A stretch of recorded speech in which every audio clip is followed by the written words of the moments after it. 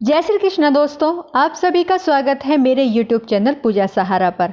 आप सभी स्वस्थ रहें यही प्रार्थना करती हूँ और सदा सदा विष्णु भगवान और माँ लक्ष्मी की कृपा हम सब पर बनी रहे।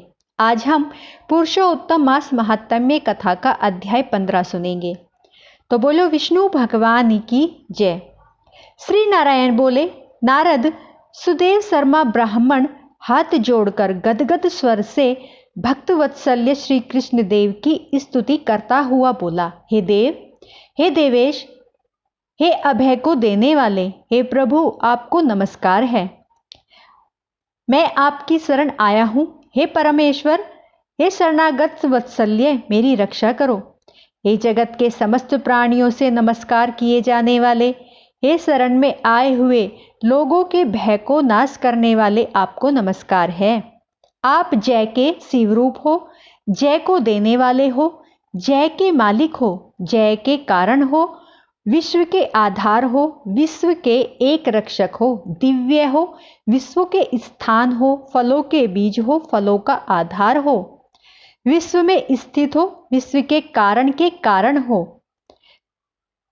तेज शिवरूप हो, तेज के दाता हो, सब तेजस्वियों में श्रेष्ठ हो, कृष्ण हो, विष्णु हो, वासुदेव हो, दीन वत्सल्य हो, ऐसे आपको मैं नमस्कार करता हूँ।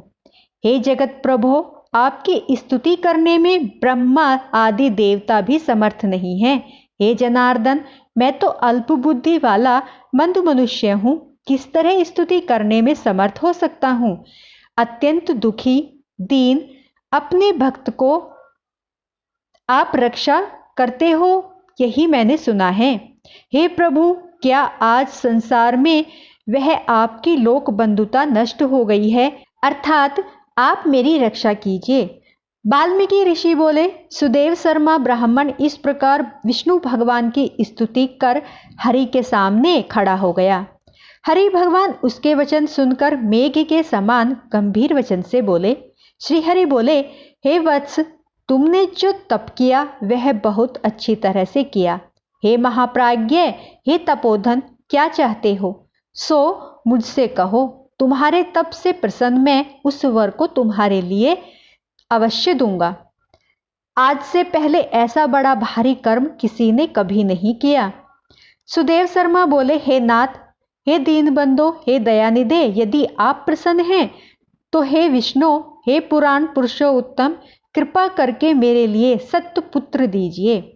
हे हरे, पुत्र के बिना सूना यह गृहस्थ आश्रम धर्म मुझको प्रिय नहीं लगता। इस प्रकार हरि भगवान सुदेव शर्मा ब्राह्मण के वचन को सुनकर बोले।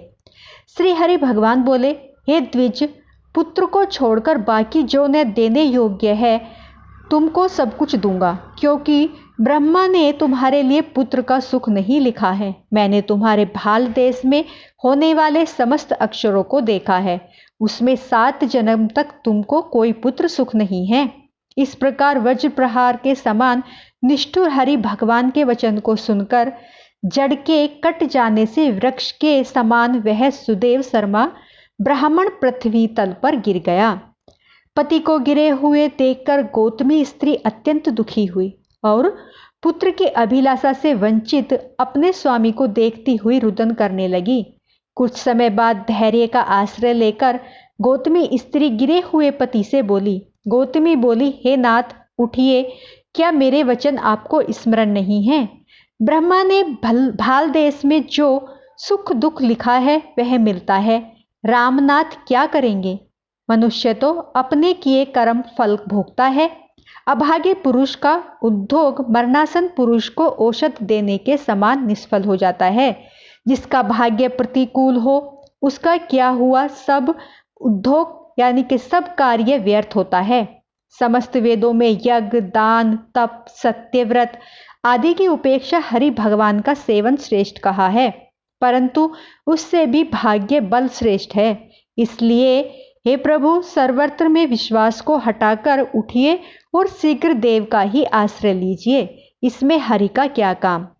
इस प्रकार उस गौतमी के अत्यंत शोक से युक्त वचन को सुनकर दुख से कांपते हुए गरुड़ जी विष्णु भगवान से बोले। गरुड़ जी बोले, हे हरे, शोक रूपी समुद्र में डूबी हुई ब्राह्मणी को उसी तरह नेत्र से गिरते हुए अश्रुधारा से व्याकुल ब्राह्मण को देखकर, हे दीनबंधो, हे दया सिंधो, हे भक्तों के लिए अभय को देने वाले, हे प्रभु, भक्तों के दुख को नहीं सहने वाले, आपकी आज दया कहाँ चली गई?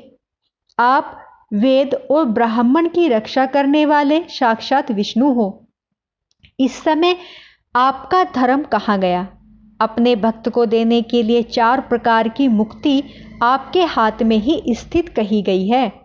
फिर भी वे आपके भक्त उत्तम भक्ति को छोड़कर चतुर्विधि मुक्ति की इच्छा नहीं करते और उनके सामने 8 सिद्धियां दासी के समान स्थित रहती हैं।